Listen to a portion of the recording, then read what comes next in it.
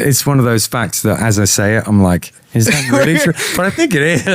I'll check. I'm going to choose to believe it and not look into it. It's what we're doing. Come and check it out. It's what we're all about. 561 music. Yeah, okay. I do, yeah. Depends on the band. Sometimes I'll just ride the volume knob, the clean and overdrive. Get the natural, like... Yeah, because like you can have it like pretty overdriven, but then if you take it down to about 6, it's like almost completely clean, depending on the guitar. Yeah. Okay. So like, so I'll do that sometimes with the like more chill stuff, like the ska stuff and things. Good. And then if I've got to properly rock, I'll have the pedal. And I got 2. I've got a Marshall JCM 2000, which is like my big half stack beast, and then I've also got is it called DSL 40, which is just like a relatively recent Marshall combo. Okay, but a good one. It has tubes in and stuff, and that one has like 8 different gain stages. You can. They don't sell it with a switch that will give you that, but you can program a MIDI switch to give you that many just straight out of the amp. Weird. Yeah. Yeah. They should they just fucked up. They just didn't make the right foot switch for it. Like it has all these options and it doesn't give you any way of using them. So I bought a MIDI switch and just figured out how to make it do it. Yeah, but that's so complex. I mean, I guess, you can do anything. Yeah. You can program it to do anything with the MIDI. Like now you have like total control, but it's just like... with those MIDI switches, it's like you just go on YouTube and you learn how to do it for that 45 minutes and then you just lose all retention of those memories. And, just as long as you can get past that point of having to get it done. Okay, you're like, I got what I wanted. And I'll like have to watch this video if I need to do anything again. Yeah, exactly. YouTube is amazing for that stuff. Oh, it's great. But yeah, that retainability is like... Yeah. We're losing that, For sure. Like if something breaks on my car, I'll learn how to do it that day and then just it's gone the next day. Yeah.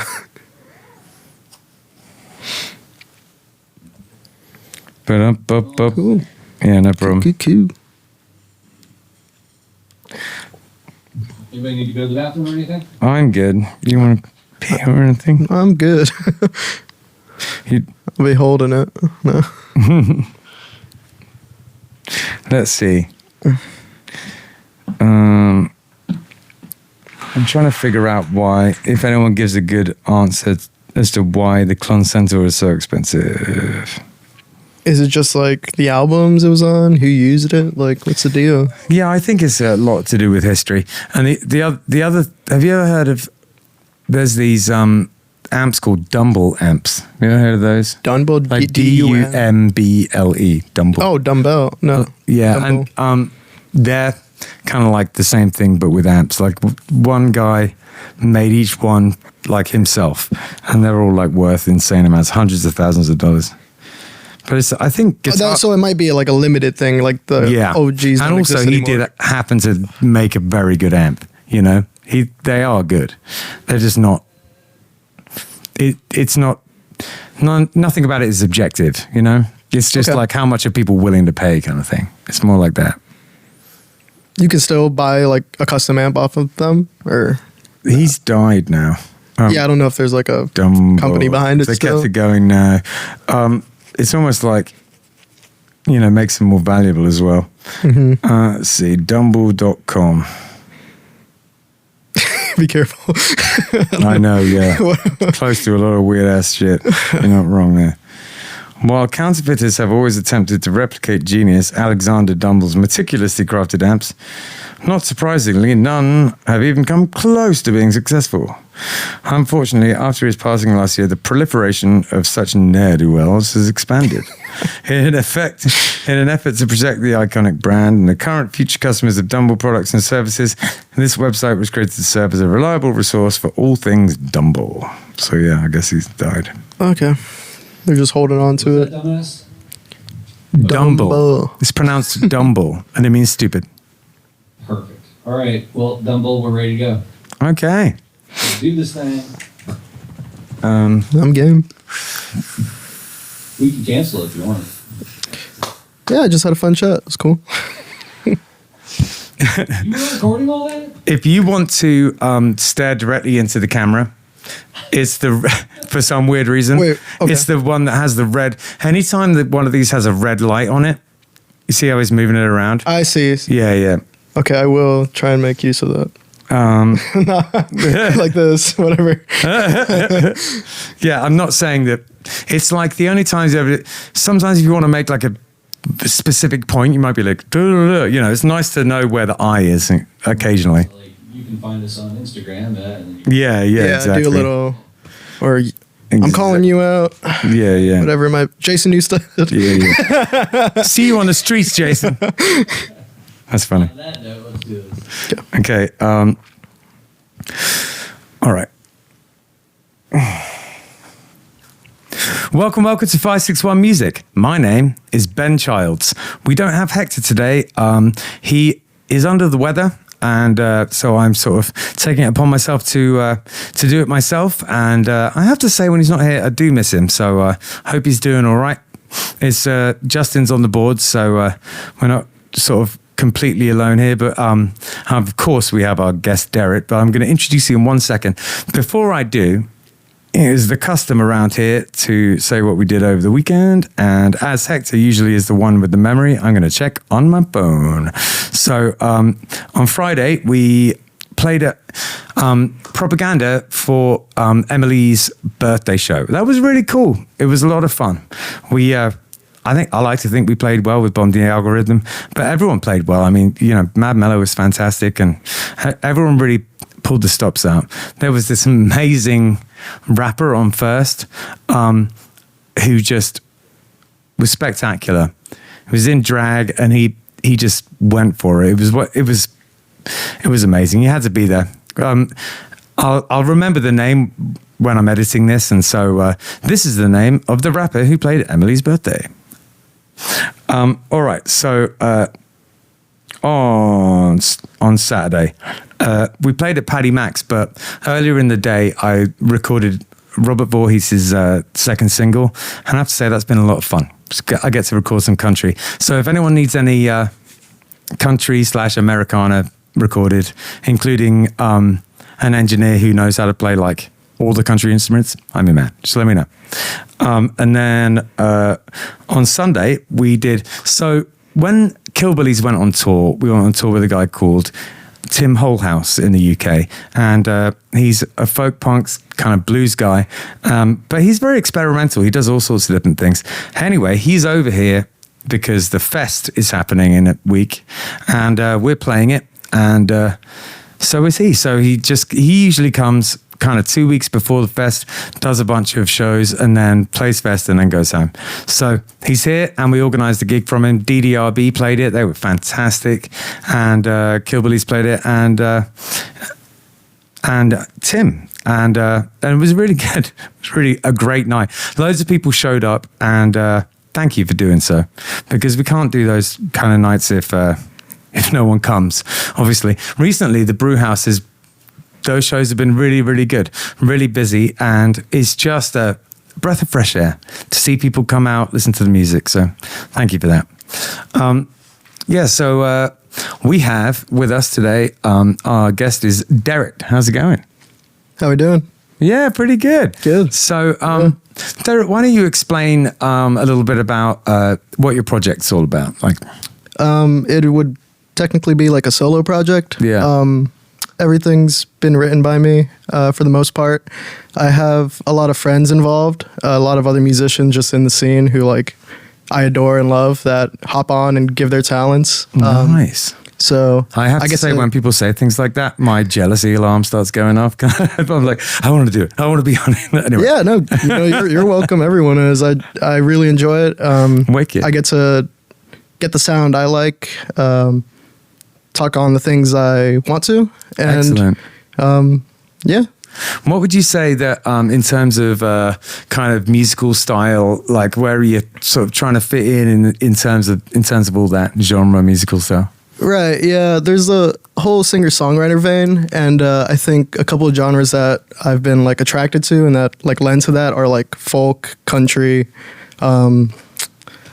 Some like, alternative stuff. Like, Sure. you like can do the whole... Americana-y kind of. Yeah, exactly. You can do a whole lot of acoustic and vocal with any genre, but I think those lend more to it. And Sure, it's yeah. just like what has started, what I've been doing and what's been coming out of me. Yeah, wicked. I mean, the band that I do the most with and that I've been in the longest to this point, Killbillies, is that's what it is. So I have a lot of love for that kind of music. Yeah. Have you ever played any bluegrass?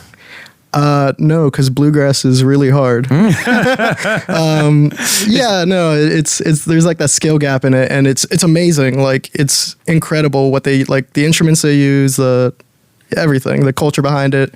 It's just a very difficult genre. It is pretty hard. You're not wrong. Well, so and when you think of, just out of curiosity, when you think of folk, are there any sort of? I find folk to be a big genre. Like, different people have a different idea of what it is, and none of them are wrong. And I just wondered, like, if you were going to pick someone who's like archetypal folk, like, who would you say that is? Well, Bob Dylan is Okay. obviously like the great. I think what I've been listening to a lot is like Phil Oakes recently. Yeah. He's another folk guy from Greenwich. Yeah. And like, we need more Phil Oakes around these days. He speaks Yeah, it his seems mind. so. I'm not claiming to be that, but like Yeah. very much just like that kind of like style of songwriting. It's just very intimate. And Yeah. I think that's like the antithesis of folk, It's like... Absolutely. I weirdly didn't know a lot about Phil Oakes until quite recently. I just kind of slipped through the net with me. Yeah. But a friend of mine, Matt Wixon, is a big Phil Oakes fan, and so I kind of went down the rabbit hole recently to find out all about it. And I like it. I like his activism and how much he cared. And his daughter's still doing a lot of amazing stuff, like these days. So she'll occasionally appear on TV because she's like an activist and she runs Yeah. like groups and stuff. Yeah, I believe she has like a podcast and it very Yeah. much talks on him and his legacy. Yeah, exactly. Yeah. Totally, man. I suppose what I meant by like folk being a big genre is in the US, I would say 60s and 70s singer-songwriter music that is kind of a bit lighter. That's like one interpretation of what folk means. Right. But then it's also like indigenous music from wherever, so Right. so like you could say, Belarusian like folk music or something like that, Right, like I guess I was saying like American folk, traditional American folk, Yeah. as opposed to Yeah, like 'cause- another country's just like where their roots are and Yeah, like how yeah. they...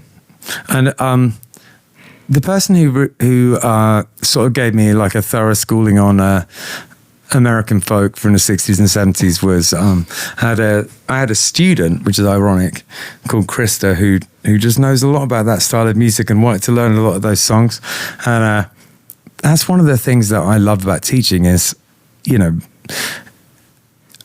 quite a lot of the time you'll learn almost as much from the student as they will learn from you, Right, Because yeah. it ends up being this kind of sort of communication of information. It's amazing.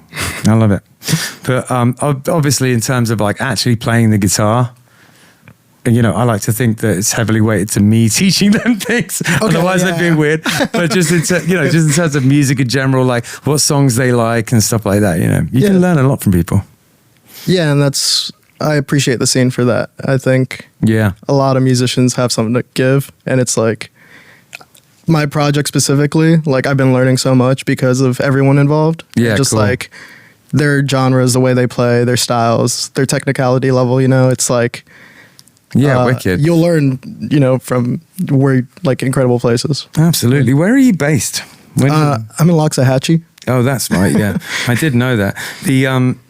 When Killbillies needs to take pictures, we always take them out there because it looks cool. The canals and the dirt roads and sure. Yeah. And there's this place. Do you know where Swank Farms is? Yes. Yeah. So we play there about twice a year during season, and it's funny because there's this lovely sort of farm / kind of event place. Right. And right next door, there's the nudist colony, which it's just like, yes, it's like if you deep took a there right, you would be in a very different place. like you know? D Road or something, right? It's Yeah, one of those exactly. strange little back Totally. back roads. I think it's nice that there's places like that, though, where something of the crazy of old Florida still resides, you know? Right, and you see a lot of that like north or like wet, like inland more. Yeah. But so like Locks is still kind of that. Yeah. But everything's been kind of overdeveloped, and I think Yeah. that's a problem. It happens so quickly. Yeah. You know, especially here. It's when you fly over, when I'm flying back from the UK, when I've been visiting my family and I'm flying over South Florida, I'm like, damn, you know, that is just developments as far as the eye can see. Right. It's So great. thank God for the Everglades that it's Yeah. like it's got that Exactly. hold on Florida. Yeah, totally. All they build out there is prisons these days. Anyway, so tell us a little bit about some of the subjects that you write about. Like, what are some of the themes of your music? I'm a sucker for love songs. That's like a classic. Excellent. I speak on a little bit of politics. I try to be subtle with it. I think Yeah. it just lends to like what I'm trying to say. Yeah. Like it can be a little topical and stuff. I Nice. just it's my way of speaking on that kind of thing because I don't like typically, you know, I try Yeah. to avoid it. It's hard to be confrontational about that kind of thing. For sure. But I'll slip them in there. Like I have things I want to say, opinions on things. Yeah. So very much that, like, you know, I use it as well for that because I'm also very non-confrontational. You know, like when it comes to sort of speaking my mind in public, especially to people who disagree with me. You know what I mean? Right. I find it difficult. And I don't know if it's cowardice. Maybe it is, but it's definitely, you know, I'm definitely non-confrontational in those situations. And yeah, and I use music to explore those thoughts as well. Right. Because I feel like if you're going to release it as a song, you better have thought it like every direction and fully understand what you're saying. You know what I mean? For me, sometimes it's a way to develop my thoughts, you know? yeah, you kind of like, you get to talk on it. You get to sit with them and be like, do I actually feel this way? And like, am I, do I want this attached to me? Like, am I going to like put this out there? Am I going to like not, I don't know, preach to someone, but like perform, you know, like Yeah. and say these things? Cause I do like believe on these Totally. topics. Yeah, right. Or like, I like writing about nothing at all, which I think is a fun exercise. It is that, and you know what? It's valid, and I think that it's something that I struggle with, but it's a very interesting exercise sometimes. You know, just to just approach a song just for kind of colors and shades of just nothing. You know? Yeah, yeah. Yeah, I think quite a lot. Like there's songs like Wonderwall by Oasis. You listen to it and you're like, what is this about? You're right. Like nothing about it really. It starts to go somewhere and it just goes whoo, to nothing. But I love it because like so many people have their own interpretation and they're Yeah. like, I feel that it means this, and it's like, okay, sure, Yeah, postmodern. It's kind of you bring your own meaning to it. You know? yeah. So, when it comes to sort of playing shows and things, have you played out much with this project? Yeah, I've done a handful of stuff. A lot of the beginning of it was like rotating open mics. Yeah. So I would just like go up and down, just like go down south to. Sure. I love the thought of you trying to play on a rotating open mic. Anyway. Right. sorry. Yeah. Okay. I get it. Yeah. It's like some kind of like aerobic exercise. Yeah. Like the drum kit and like Motley Crue or whatever they do, the spinning one. So I just got a text back from Hector about Sunday, and he does not have. We were trying to fill a spot on the songwriter night, and he has not found anyone to fill it. So because someone cancelled, so it's perfect. So if you're up for it, we'll do it, man, on Sunday. This is me. Yeah, confirming that I'm Yeah. down. Thank you, appreciate you. Cool, man. So yeah, if you want to come and see Derit play live this Sunday at Brewhouse Gallery, would be a perfect opportunity. Do you have any sort of specific favorite like gear? Like, is there anything? Do you have a favorite guitar or like anything that you just? Do you have any gear that you love? Yeah, I've been running my two acoustics I have. I got a newer one, and that's what I've been using a lot more. It's just like a Dreadnought Mitchell. Yeah, Right. so it's just like a super traditional guitar. Yeah. And that's been my like gigging one. I have a Recording King resonator. Okay. That is like, you know, the big plate in there, and Sure, it's yeah. twangy. What do you use that for? Because I have one and I set it up so that it doesn't have mega high action, but I'm thinking of just switching it and like doing more slide on it. What do you use your resonator for? I mean, like I think that's when it sounds best to slide. Yeah. I'm not great at it, but I just play it as a guitar, and it's Yeah. like super noisy and kind of annoying and difficult to play with. yeah, I've But, got one of I those love Gretsch it. ones. You know the Gretsch ones that are like silver kind of looking? They're Ooh, like the heavy one? Yeah. They're like really, yeah. Yeah, I've got one of those. You know, I guess Dobro is like the original, like badass one. I don't have one of those, but the Gretsch ones, they made them really well. And the times I use it is going back to Swank Farms. One of the things we have to do there is at the beginning, because we play for hours and hours when we go out there for those dinners. At the beginning, we have to play outside, and we're all just kind of round a mic. And James on the banjo is really the only person you can hear, unless I bring that, you know. And then, Oh, okay. It then sings through. Yeah. yeah. Totally, it's great for outdoor stuff. Apparently, they were originally designed for guitarists and orchestras, so they could be heard. Did not know that. That's cool. That's a Yeah, fun fact. it's one of those facts that as I say it, I'm like, is that really true? But I think it is. I'll check. I'm going to choose to believe it and not look into it. Yeah, exactly. Yeah. I'm like 90% sure that's true. But, all right, well, we could do it again. So if it's true, true will appear here. And if it's false, false will appear. Okay, there we go. All right, wicked.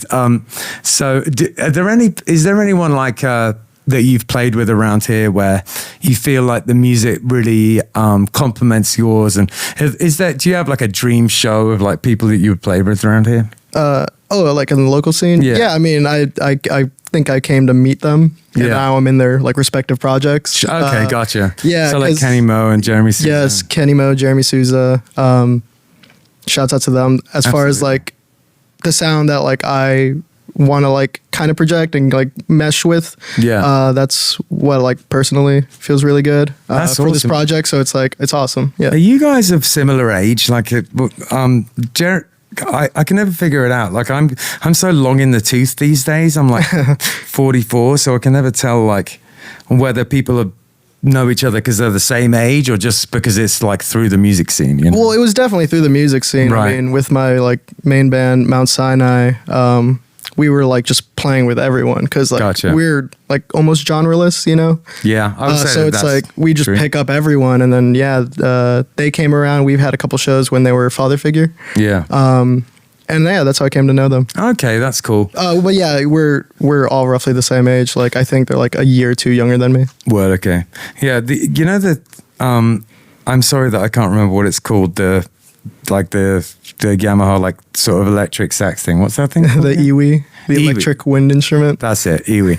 Yeah, those things are cool, man. Like ever since you guys came on the podcast, I've wanted one. I should just suck it up and get one. Yeah, I know there's like two models. I don't know.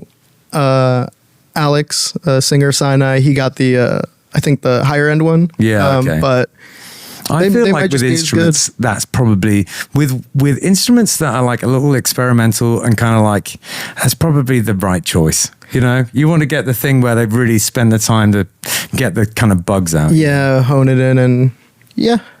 Yeah, it's cool. He plays it really well. Because I play the saxophone.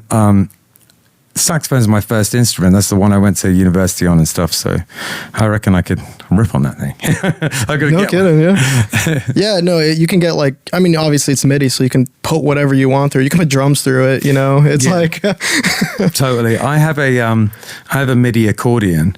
And I'm like, why did I get a MIDI accordion? Because I could have one of those. I could have an EWIS. So much better. yeah. And you get that breath control. There's like, the embouchure control and stuff. It's a wild instrument. Yeah. Totally.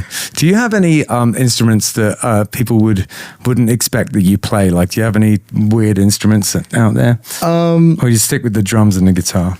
I pretty much stick with the drums and guitar. Like I'll pick up any kind of weird string instrument and like Cool. knock something out just because it's like fun to do. Yeah. Or like percussive instrument as well. It sounded like there was some banjo on your tracks. Is that you playing it? Yeah, it was a banjo guitar, so I'm not a banjo player. Gotcha. So I'm playing it like a guitar, but Yeah. very much that sound. The Yeah, mouth right. harp is a fun one. The You know, little- I've been trying to get good at the banjo. It's hard.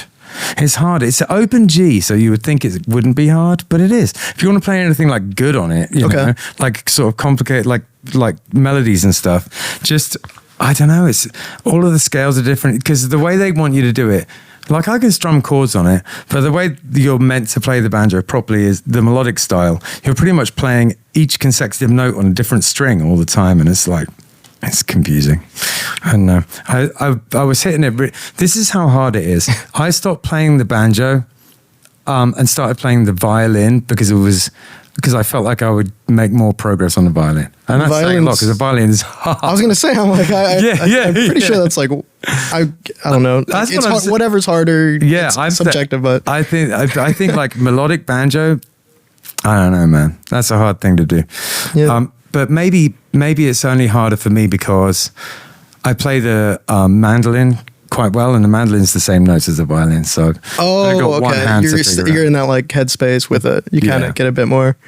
So No, yeah, I've got like saying all of my friends on this project that I've been recording with and playing out with. Brendan Lyons, I'm recording with him over at yeah. Succulent Sound Studios. Yeah. And he's like producing and helping me out with this thing. He's Yeah. Laid down some banjo for me, and Wicked. it's gonna be a cool release. Brendan he's like this kind of like reserved, sort of like not sort of overly showy, but he has such depth of ability. Oh, yeah. and he has such As a player, I'll agree with that. Yeah. I think he's silly. Yeah. A silly person, but Yeah, that's true. I guess He's not as reserved. I've known him. He's a little reserved, maybe around me. I got to get to know him better. Sure. But yeah, he's very good. Very good. Like and when I watched his solo set, I was like blown away by his guitar playing. It was killer. oh yeah, I wish I came to that. But you can see me this Sunday. Exactly. At the It's gonna Songwriter be Circle. great. All right, so let's take a little break and listen to a song, and then we'll come back, talk about the song, and we'll talk about what you got coming up. Sound good? Sound good?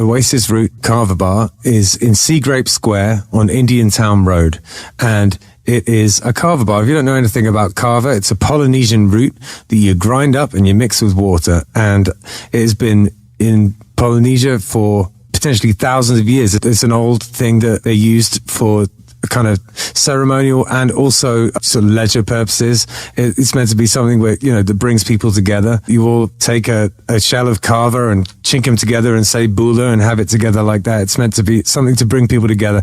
It has a kind of an effect, which is, I guess, a kind of a slightly warming effect, and it just kind of makes you feel nice. It's not particularly intoxicating. It's not like drinking alcohol. So the atmosphere in a carver bar is sort of like a cross between a regular bar and a coffee house. It's pretty chill in there. You get all sorts of different types of carver bars. Some of them are more like a club, you know, there's sort of like blacklight and EDM playing. And some of them are more like a cafe. This is one of the cafe type of ones. It's super chill in there. If you're looking for somewhere to, I don't know, maybe go and do some work on your laptop or go and have a chat with friends, it's perfect for that kind of thing. There's a foosball table in there if that's your jam, or baby foot as they call it in France. Yeah, Jim, the owner, is a really cool guy, and he has very kindly sponsored our podcast. So thank you very much for that, Jim. They also do a poker night in there, all sorts of things going on at Oasis Route. Welcome to 561 Music. We have some very exciting news. You may have noticed that the podcast is being hosted from a different place. That place is the 561 Music School and Studio. Justin Hucker has changed the name of his school from Live Music Community to 561 Music School and Studio. We have joined forces, and now everything has the same name. The podcast, the festival, and the school are now all under the umbrella of 561 Music. If you've been listening to the podcast for a long time, you will know that every week in this spot, we used to do an ad for Live Music Community. Now, Live Music Community has become 561 Music. We are still on North Lake Boulevard, but we have moved to 524 North Lake Boulevard, Suite A, North Palm Beach, Florida. It is east from the old location, and boy oh boy is it an upgrade. We now have a studio that is far bigger and more advanced. Bigger lesson rooms and 3 big spaces for recording bands and practicing. We now offer more opportunities for recording your band and provide more practice space to hone your skills. The heart of 561 Music School and Studio is still tuition. We train both young people and adults one-on-one and also in groups to be real bands, teaching you how to play your instrument not only by yourself but with others as well. We help you learn to write and record a song, how to brand and market your band, how to design and produce merchandise, how to get shows, how to act at shows, how to perform, how to organize tours, how to reach out to labels, the ins and outs of protecting your intellectual property, and much more. 561 Music is a one-stop shop for all your music and performance-related needs. We are also set up to help you record music videos, how to manage social media, how to create content for social media, and everything that is required of a person trying to break into the music industry in 2025. Come by the studio at 524 North Lake Boulevard in North Palm Beach and check out the new digs. We are online at 561musicstudio.com. Fill out the form online and come for your free first trial lesson. We are open daily by appointment, or just walk up and say hi. We're here most days of the week from 3 p.m. for walk-in inquiries. Come by. It's just so awesome, this new spot, and we're all incredibly excited to be here. Okay, so we've been listening to an ad for 561 Music, which is where we are right now. Look around you at these beautiful blue sound panels, and yeah, I've got to tell you, it's just been a complete game changer being here, but I'm not going to repeat myself because there's been a lot of this in the ad. What I am going to say is, do you have any advice for upcoming or new musicians by any chance? My advice would be build community. Go out there, support other local bands, talk to the musicians, talk to the fans, the bartender, the owners, the venue owners. I think that's right. I think that's something that I attempt to do nonstop. And the thing is, I don't even necessarily do it with a goal to kind of further my music. I think I just do it because I like hanging out with musicians. Yeah, and that's what it should feel like. And you guys do a great job of that. You'll be surprised how far you'll go with the help of others. Yeah. It shouldn't just be selfish like that, relying on or going to other people for that. You're right. Selfish. A But rising tide raises all ships, and I think it's something that it took me a long time to realize. And once I did realize it, I was like, oh, what have I been doing all this time? It's not that I was super selfish, but I wasn't actively I didn't realize that helping people, doing things for other people, it helps you much more than just trying to help yourself all the time. You know what I mean? Way more. It's crazy. All the people I've met through doing this, man, is it's been a game changer. You know? Right.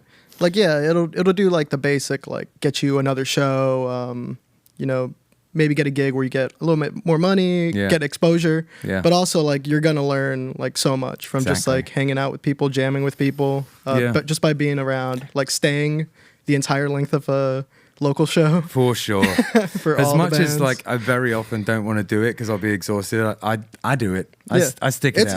It's not easy. No. It really not that any of the people are bad. It's just responsibilities in life. It gets late. It's crazy. Totally, and it usually ends up worth it as well. The bands are great around here. There's loads of great bands around here. There really are. You have to be pretty unlucky to find yourself watching something where you're just oh. Most people are decent down here. Yeah. And, if anyone's watching this from out of town, I think South Florida, if you're a musician thinking of moving to South Florida, do it. It's great. It's a life down here.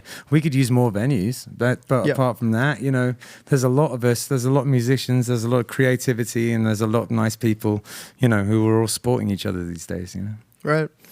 One thing I would say about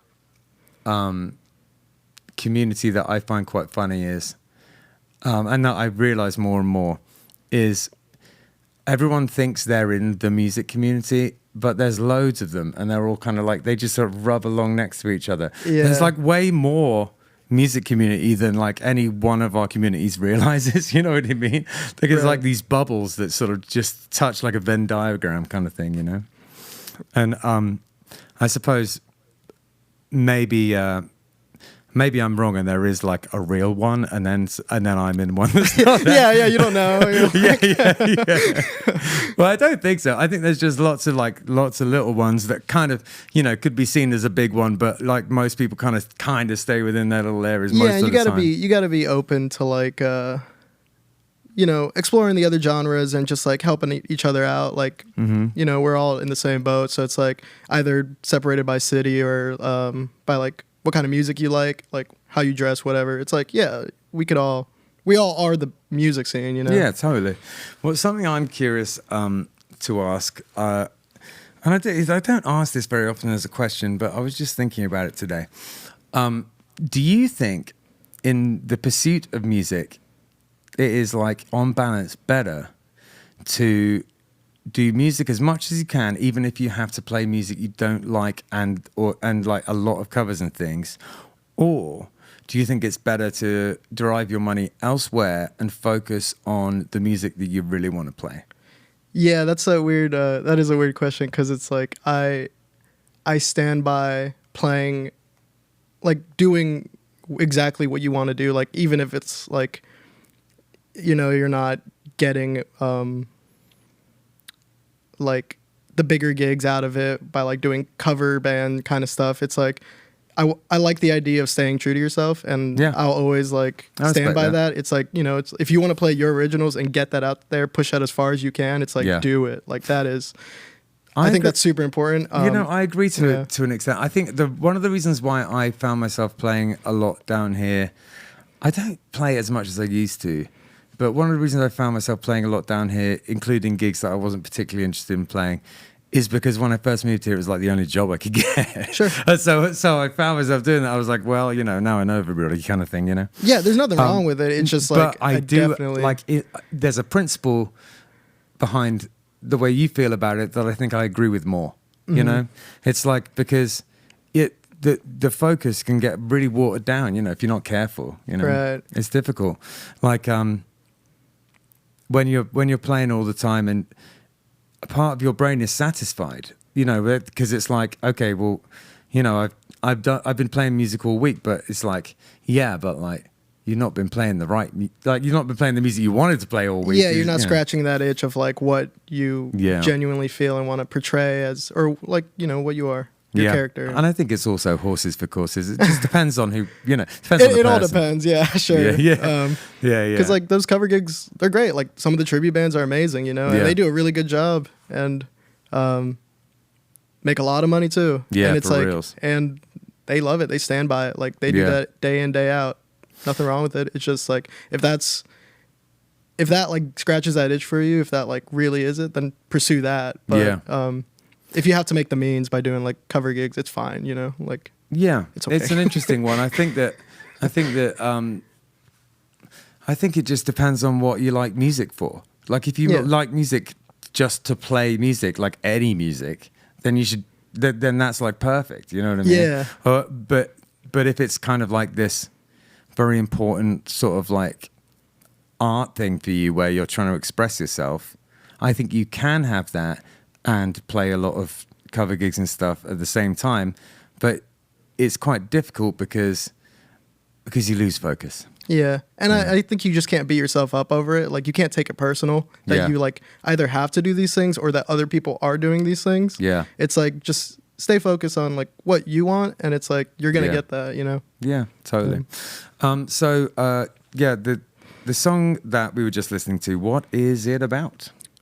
It's about my certain things I feel about the current state of the world, or our country specifically. Do you feel comfortable enough to explain further, or would you just like people to listen to the song? Listen to the song. I think I have lyric books at my shows you can check out if you really want to get the in-depth dive. The song will be the upcoming single on my next release. So nice. I mean, like, be sure to check it out. I'll be promoting that, and yeah. Say the name of the song out loud. What's it called? The song is "A Land Soon to Fall." Okay, so and yeah, that's some good stuff, man. That's some rich sauce. I like it. Cool. Thank you.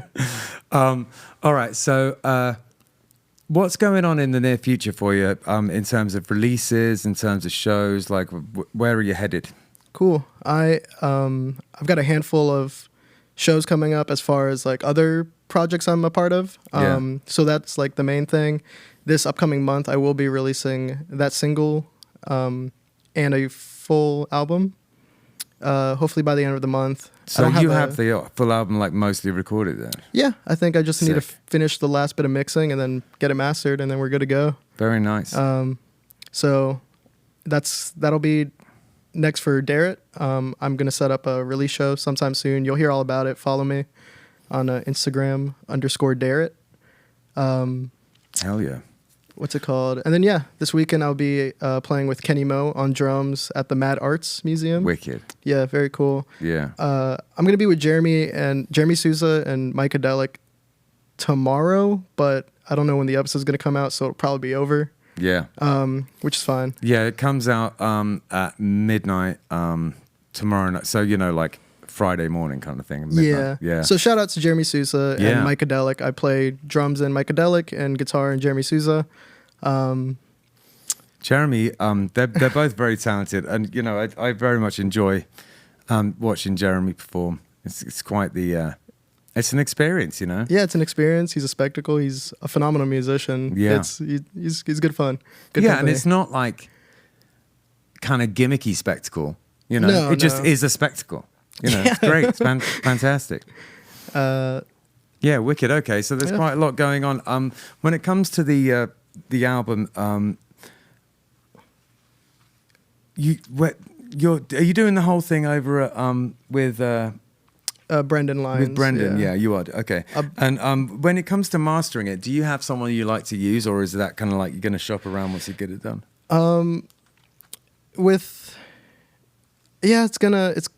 I'm gonna have to check out my options because there's a couple people I have in mind, but I'm not quite sure yet. Do you have a kind of like a concept for the art?